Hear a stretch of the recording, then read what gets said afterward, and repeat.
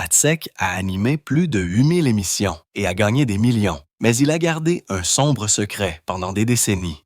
Il a manqué tous ses anniversaires de mariage. Il n'était pas là pour la plupart des anniversaires de sa fille. Pendant que l'Amérique le regardait faire tourner la roue, sa famille le regardait disparaître. 2019, une urgence médicale a failli le tuer. Alors qu'il était à l'hôpital, il a dressé une liste de promesses qui mettraient fin à sa carrière. Ce qu'il a écrit sur ce papier révèle le prix dévastateur de la célébrité. Ce qui s'est passé dans cette salle d'opération l'a poussé à tout abandonner. Patrick Leonard Sajdak est né à Chicago le 26 octobre 1946 à exactement 7h26 du matin. Son père, Leonard Sajdak, un transporteur d'acier polono-américain, rapportait 7,240 $ par semaine, tandis que sa mère, Joyce, travaillait à temps partiel à emballer des bonbons. Il vivait dans un appartement exigu au 3e étage avec une cuisinière froide et un chauffage brisé qui a rendu l'âme 6 hivers de suite. Après la mort de Léonard d'une insuffisance hépatique 1962, Pat n'avait que 15 ans. Il a pris une tournée de livraison de journaux et a livré le Chicago Daily News à 4h00 du matin pour aider à payer le loyer de 41 $ jusqu'à ce que sa mère se remarie 1963. Pendant ce temps, Pat était souvent aperçu train de s'exercer à faire des prévisions météorologiques dans un miroir fêlé qu'il avait ramassé dans une ruelle de Humboldt Park. À la Farragut High School, Pat n'était pas l'enfant le plus athlétique ou le plus bruyant, mais il s'est présenté à 3 clubs, atelier de radio, club polonais et comité du Panthéon. Sa véritable motivation était l'accès au magnétophone Realtor de l'école. Il séchait le dîner juste pour imiter les voix de la radio de Chicago. Il vivait loin de l'école et le trajet bus et train durait 1h30, 1h30 dans chaque sens. Il n'a jamais payé les 15 cents du tramway, économisant chaque pourboire de sa tournée de livraison de journaux. 2 semaines après l'obtention de son diplôme, il a décroché un emploi de nuit au Palmer House Hilton de 23h à 7h du matin. Il s'occupait des appels de réveil et livrait des télégrammes aux clients. Il a un jour apporté un télégramme Western Union de 3 pages à Judy Garland à 2h43 du matin. Le meilleur aspect du travail était la ligne téléphonique silencieuse de l'hôtel entre 3h et 4h du matin. C'est alors que Pat s'exerçait à synchroniser ses mises à jour météorologiques avec les carillons de la vieille horloge de parquet du hall. Le 7 janvier 1965, la station de radio WLSAM de Chicago a organisé un concours demandant un court essai commençant par « Tout le monde sait que la nuit appartient à ». Il a griffonné ses 60 mots pendant un quart de travail tardif à l'hôtel et l'a posté utilisant une enveloppe volée. Parmi plus de 27 000 candidatures, le nom de Pat a été tiré direct à l'antenne le 19 février à 21h11. On lui a offert un poste de DJ invité et il a joué le titre 8 Days a Week des Beatles, tout plaisantant sur un restaurant Puroji fictif. Les téléphones n'arrêtaient pas de sonner. Le directeur de la programmation de WLS voulait l'embaucher, mais les règles syndicales se sont mises travers de son chemin. Malgré tout, il est reparti avec une cassette d'audition qu'il a utilisée pendant des années. À l'automne, il s'est inscrit au Columbia College de Chicago. Pendant un cours de radio de routine, l'instructeur Al Parker a entendu Pat lire un fait divers à haute voix et a arrêté le cours. « Vous avez le son de 50 000 watts », a dit Parker. Moins d'une semaine, Pat travaillait de minuit à 6h00 du matin à WEDC-AM pour le salaire minimum et du café à volonté. Ses premiers mots à l'antenne ont été « Bonjour Chicago insomniaque, il est temps de soutenir le ciel ». Il a mal prononcé Chopin 4 fois, mais a quand même réussi à doubler le nombre d'auditeurs masculins de la station. Parker l'a ensuite aidé à obtenir une bourse de 500 $ qui couvrait une année de scolarité. Pour autant qu'il accepte de donner des cours aux étudiants de première année sur les compétences matière de microphone, ce travail de tutorat l'a présenté à un autre étudiant qui l'a mené au parcours de la radio des Forces armées, qui allait changer sa vie. Le 16 avril 1968, Pat a été enrôlé dans l'armée et s'est vu attribuer le rôle de commis dactylographe.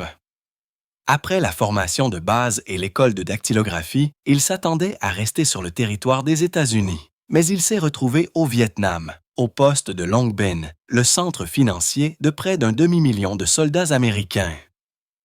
Il travaillait par quart de 12 heures à faire des calculs et à émettre la solde de combat. Il a plus tard plaisanté, disant que les explosions les plus fortes qu'il a entendues provenaient de machines à additionner, mais il se sentait toujours mal à l'aise de faire du travail de bureau, pendant que d'autres esquivaient de vrais tirs. Il a envoyé 4 demandes de transfert à la radio des forces armées, et toutes ont été refusées. Ce n'est qu'après l'intervention de son député local que les choses ont changé. Lorsque Pat est finalement arrivé au studio de radio de Saigon le 8 octobre 1968, on lui a remis le même microphone que celui utilisé autrefois par Adrian Croner, dont Good Morning Vietnam était devenu légendaire. Le studio avait des sacs de sable empilés haut et un pistolet chargé collé sous le bureau au cas où. À un moment donné, un taxi rempli d'explosifs a explosé à l'extérieur du bâtiment. Malgré tout, Pat a continué l'émission et des soldats de tout le Vietnam se sont mis à l'écoute. Ils ont dit que sa voix leur rappelait leur foyer. Un auditeur a écrit qu'il avait le même son que la pizza de Chicago à 06 RZ0. Ce genre de commentaire comptait plus que n'importe quel livre de codes d'écoute. Au cours des 15 mois suivants, Pat a ouvert 420 émissions du matin sur 5 émetteurs différents. Son émission a atteint une superficie aussi grande que la Californie. La veille de Noël 1969, il a commis une erreur qui est devenue partie intégrante de sa légende. On lui avait dit de diffuser le message de Noël du président Nixon, mais il a accidentellement coupé le discours à mi-chemin et a joué Sugar Sugar à la place. Nixon a parlé dans le silence pendant 37 secondes. Pat a dit plus tard que c'était le jour où il a surpassé le Watergate, du moins à Saigon. Même avec cette gaffe, son émission a reçu plus de 3000 lettres par mois, plus que toute autre émission des forces armées. Pat utilisait l'humour comme une sorte de défense. Il inventait de faux bulletins météorologiques, créait des jingles sur la façon de garder votre M16 propre et appelait même des matchs de baseball imaginaires, utilisant des extraits de dépêches. Son public n'était pas seulement composé de soldats. Des civils vietnamiens et même des espions nord-vietnamiens étaient connus pour se mettre à l'écoute, pratiquant leur anglais utilisant son émission. Parfois, il était transporté par hélicoptère vers des bases militaires éloignées pour réchauffer pour les foules pour les spectacles de l'USO de Bob Hope. Les soldats ont dit plus tard que sa voix les avait aidés à rester sains d'esprit après de longues patrouilles dans la jungle. Pat appelle encore cela son plus grand honneur. Quand Pat Sajak est revenu du Vietnam, il n'était pas une célébrité. Il avait 23 ans, était fatigué et incertain quant à sa prochaine étape. Il avait passé 1 an à crier « Bonjour Vietnam » sur la radio des forces armées à un demi-million de soldats. Mais maintenant, mai 1970, il était de retour à Chicago et sur le point de quitter complètement la radiodiffusion. 2 semaines plus tard, il a repéré une petite annonce dans un magazine spécialisé. Elle offrait 115 $ par semaine pour un emploi d'homme à tout faire dans une minuscule station AM à Murray, au Kentucky. Il n'avait pas d'autre plan, alors il l'a accepté. La station WAFS AM 430 tenait à peine le coup. Elle s'arrêtait de diffuser au coucher du soleil pour économiser de l'énergie. Pat devait dormir sur un divan emprunté à l'intérieur de la cabane de l'émetteur. Il n'y avait aucune garantie, pas d'heure à temps plein et pas de filet de sécurité. Mais cet isolement l'a poussé à tout apprendre. Il a écrit des nécrologies avant le lever du soleil, enregistré des rapports agricoles à l'aube et lu les nouvelles nationales à l'heure. Il s'est exercé à synchroniser sa voix avec les intros des chansons tard dans la nuit, parfois des centaines de fois, jusqu'à ce qu'il atteigne la perfection. Cette précision ferait un jour partie de sa signature à Wheel of Fortune. Au début de 1971, la station a changé de format et a réduit la plupart du personnel direct. À 24 ans, Pat s'est retrouvé sans emploi Il aurait pu rentrer chez lui, mais il a plutôt parcouru 124 miles jusqu'à Nashville, avec rien d'autre que de la détermination. Il a tapé 32 lettres de motivation à l'aide d'une machine à écrire empruntée et les a remises main propre à chaque station qu'il pouvait trouver. Il a dormi dans sa voiture dans un parc près de la rivière. Sa première audition a été un désastre. Il a mal lu Anhydrammonia pendant un rapport agricole et a su qu'il avait tout gâché, mais au lieu d'abandonner, il est essai. Il est resté éveillé tard, utilisant du vieux matériel de station pour faire une nouvelle bande de démonstration. Il a posté cette bande mars 1971 avec une note simple. « Je travaillerai les jours fériés, les nuits et les tempêtes, ne me dérange pas. » Cette ligne a attiré l'attention de quelqu'un. WSM-TV, à Nashville, l'a appelé le 19 mars et lui a offert un emploi. Le salaire était de 160 $ par semaine. Sa première tâche consistait à lire l'identification de la station la nuit et à charger de lourdes bobines vidéo. Mais à peine 2 mois plus tard, une tornade a frappé le centre du Tennessee. Tous les météorologues et seniors étaient pas les bloqués. Pat a dû passer direct. Il a saisi un marqueur et a dessiné des trajectoires de tempête sur une carte plexiglas pendant qu'un producteur pointait la caméra. Le segment a duré 38 minutes et a attiré une part d'écoute massive de 67 %. La station a reçu 312 appels téléphoniques louant le jeune annonceur. Quelques semaines plus tard, il était l'annonceur météo à temps plein. Bientôt, il ne faisait plus seulement la météo. 1973, il co-animait un talk show de mi-journée, faisant des blagues entre les entrevues avec de jeunes vedettes et des politiciens locaux. Il était si bon pour faire rire les gens pendant les segments ennuyeux que les scénaristes ont commencé à laisser de l'espace dans les scénarios pour qu'il improvise. Même les mémos de la station mentionnaient son nom. Au même moment, la station de radio de WSM l'a engagé comme DJ d'après-midi. De 15h00 à 17h00, il jouait de la musique pop sur l'un des signaux AM les plus puissants d'Amérique du Nord. Son segment sarcastique de dédicaces inversées, où il envoyait des chansons à des gens que les auditeurs n'aimaient pas, a attiré des centaines d'appels par heure. Un jour, il a accidentellement joué une chanson trop lentement, puis a plaisanté, disant que ça ressemblait à Paul McCartney après 3 martinis. Le magazine Billboard a repris la citation. Le nom de Pat se répandait lentement. 1977, quelqu'un à Los Angeles a remarqué que KBC-TV avait envoyé un chercheur de talent à Nashville pour regarder Dolly Parton, mais il a plutôt fini par rire du météorologue qui plaisantait sur les engelures. Ce météorologue était Pat Sajak. Le chercheur a demandé tout ça à ses bandes. Peu de temps après, KBC a offert à Pat 45 000 $ par année, 3 fois son salaire à Nashville, et a payé son déménagement. Il est arrivé à Los Angeles le 25 mai, le même jour que la sortie de Star Wars. Ses blagues originales et son charme décontracté ont contribué à augmenter les cotes d'écoute de la station. Les téléspectateurs ont adoré son expression. Du soleil, si Dieu est de bonne humeur, et moins de 18 mois, il était le meilleur météorologue local de la ville. Puis, M.V. Griffin a appelé. 1981, l'animateur de Wheel of Fortune, Chuck Woolery, est parti, raison d'un différend salarial. Griffin voulait un nouveau visage. Il se souvenait de l'humour original de Sajak, comme la fois où il portait un cache-œil et l'a changé milieu d'émission sans explication. Mais le président de NBC, Fred Silverman, a dit non. Il ne pensait pas qu'un météorologue local avait l'attrait nécessaire pour animer un jeu télévisé national. Pat n'a même pas eu la chance de se défendre. Il a lu le refus dans Variety. Ça l'a presque brisé. Il a commencé à penser à retourner à la radio, mais Griffin n'avait pas terminé. Au lieu de trouver quelqu'un d'autre, il a complètement arrêté la production de l'émission. Pendant 2 mois, NBC n'a plus eu d'épisode. Les affiliés ont commencé à se plaindre. La pression a augmenté. Finalement, Fred Silverman a été congédié. Son remplaçant a signé le contrat de Pat quelques jours. À ce moment-là, Pat n'avait presque plus de chance.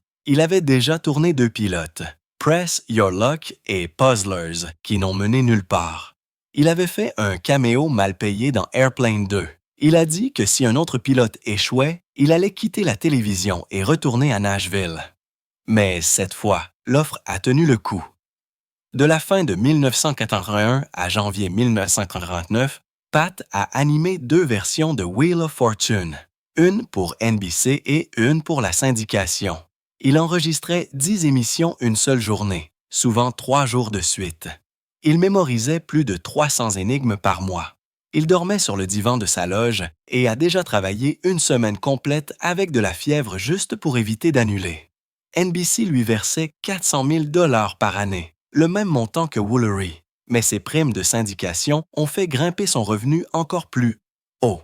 Au début, personne ne croyait qu'une version syndiquée soirée fonctionnerait. Seulement 30 stations l'ont achetée. Pour aider à la vendre, Griffin a offert Jeopardy comme émission partenaire. 1984, les 2 étaient diffusés dos à dos dans la plupart des grandes villes. Wheel est rapidement devenu un phénomène. 1986, elle attirait 40 millions de téléspectateurs par semaine. Cette année-là, elle a atteint une cote d'écoute de 19,1 dans les foyers, plus que certains succès, Heures de grande écoute. Elle a rapporté plus de 75 millions de dollars publicité, ce qui équivaut à environ 200 millions de dollars aujourd'hui. Le contrat original de Pat incluait des primes si les cotes d'écoute dépassaient un certain seuil. Elles ont rapidement dépassé cette marque. 1987, il gagnait plus d'1 million de dollars par année. Et 2019, il a établi le record de l'animateur de jeux télévisés le plus ancien de l'histoire de la télévision, soit 35 ans et 188 jours. Le parcours de Pat Sajak avec les Daytime Emmy Awards a été long et compliqué. De 1983 à 2024, il a été mis nomination 23 fois pour le prix du meilleur animateur de jeux télévisés. Mais il n'a remporté que 3 1993, 1997 et 1998. Cela représente un taux de réussite d'un peu moins de 14 %. Après des décennies passées sous silence, quelque chose de surprenant s'est produit 2011. Il a été honoré d'un prix pour l'ensemble de sa carrière. C'était la première fois que le prix était remis à 2 personnes à la fois, Sajak et son rival de longue date, Alex Trebek.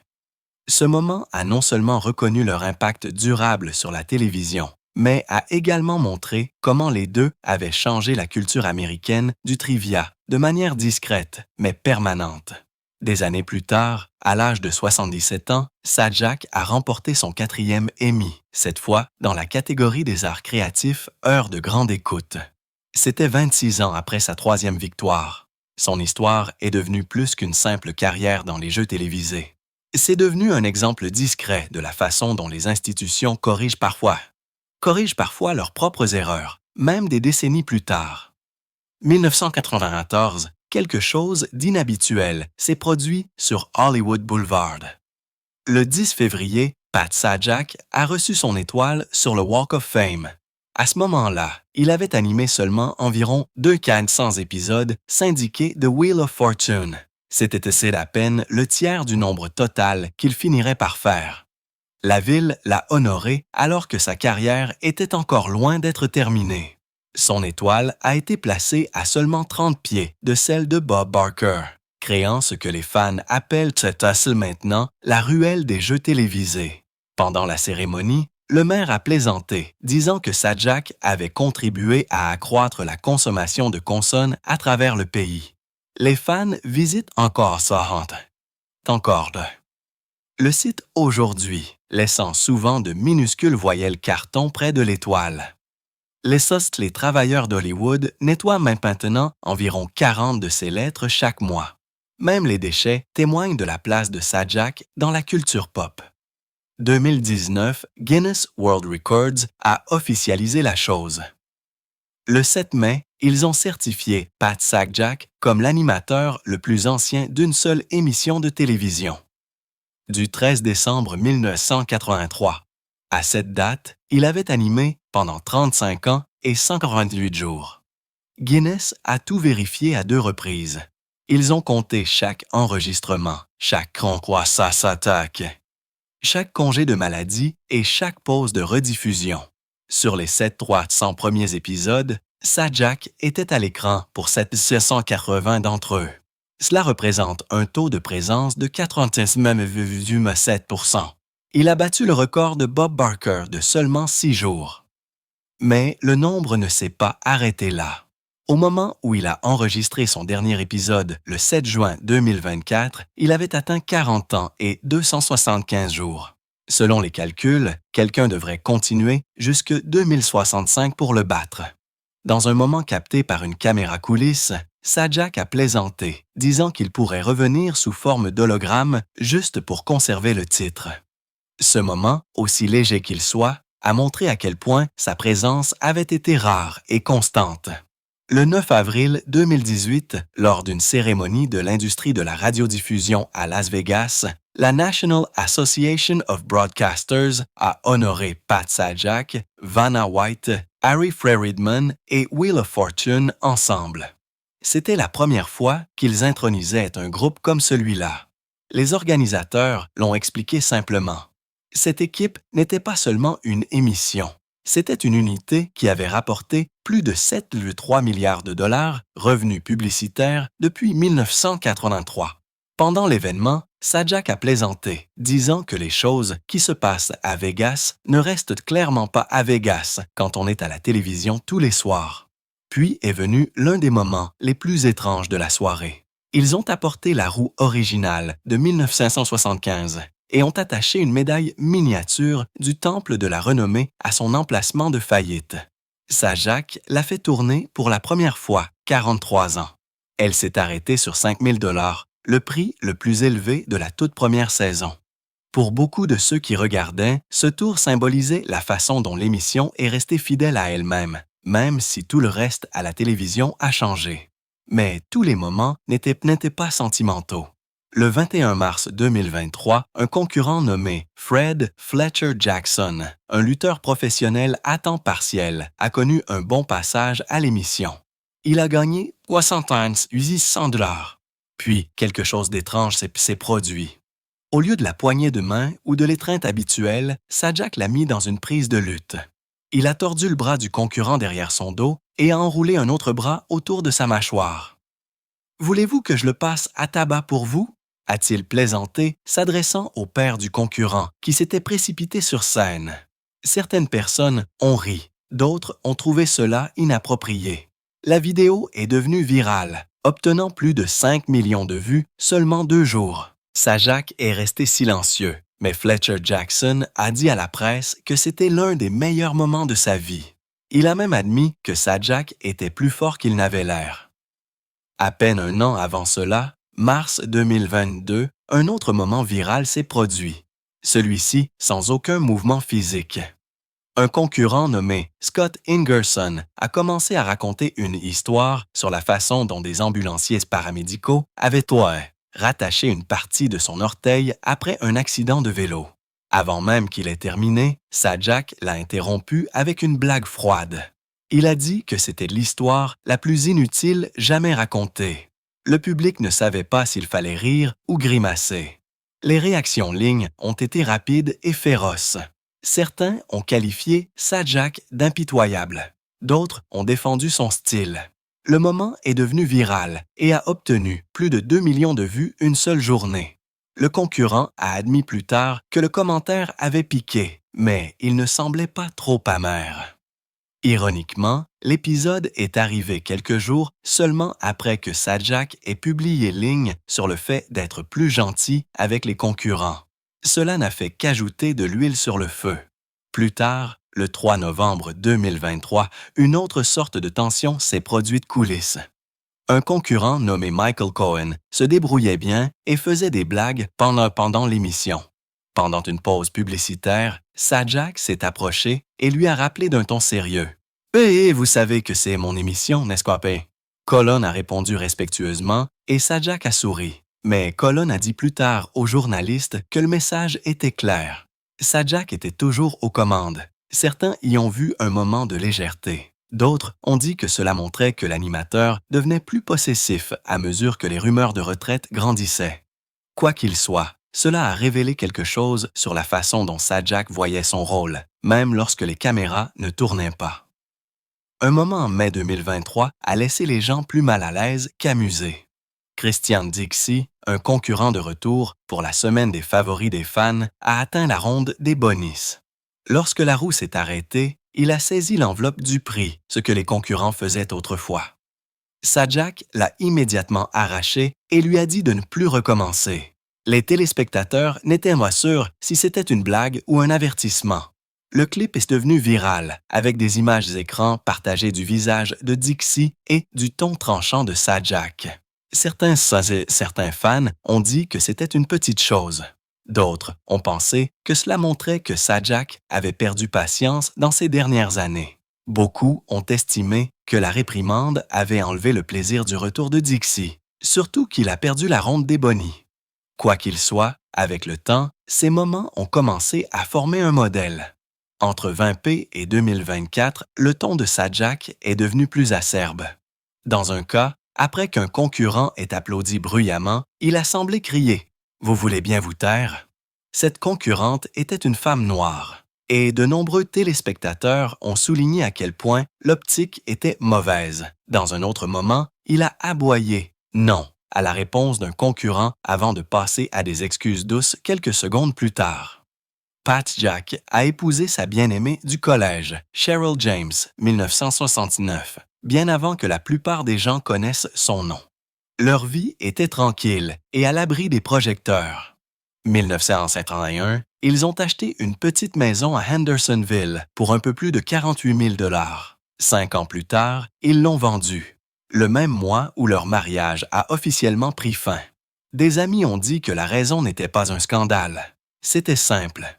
Trop de temps séparés, trop d'émissions et pas assez de connexion. Puis est venu un tournant. Le soir du Nouvel An 1949, Pat a épousé Leslie Brown, âgé de 24 ans. Il était au sommet de sa gloire, animant une émission regardée par plus de 40 millions de personnes chaque soir. Ils se sont mariés à l'intérieur d'une église éclairée à la bougie dans le Maryland. Leslie portait une robe sans bretelles. Pat a fait des blagues de l'hôtel et Vanna White a appelé direct depuis la Rose Parade. Le lendemain matin, Pat était dans un avion de retour à Los Angeles pour un autre enregistrement. Leur premier enfant, Patrick, est né septembre 1990. Il est resté hors de l'œil du public, mais est devenu chirurgien agréé 2021. Pat a fait l'annonce à l'antenne et a réprimé ses larmes, disant que le Dr Sajak était officiellement autorisé à ouvrir des gens. Leur fille Maggie est arrivée janvier 1995 et a pris une autre voie. Elle a commencé à se promener sur le plateau de Wheel of Fortune avant d'avoir 2 ans. À 16 ans, elle a sorti un single country, puis a étudié à Princeton et a travaillé au Good Morning America. 2023. Sony a créé un nouvel emploi juste pour elle. Elle offre maintenant des visites des coulisses sur TikTok qui obtiennent régulièrement des millions de vues.